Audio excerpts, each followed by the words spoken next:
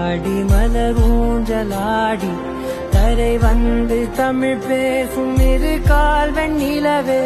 சிறகாக உன்னை நான் ஏந்தி செல்வேன் சினுங்காமல் உன்னை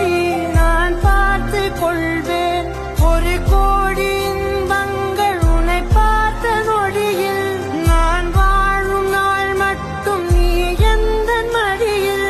உன்னை ஈன்ற பொழுதிங்கு கடவுள் தன் முகம் பார்த்த பொழுது உன் பாதம் தொழுது ஆராரினாரோ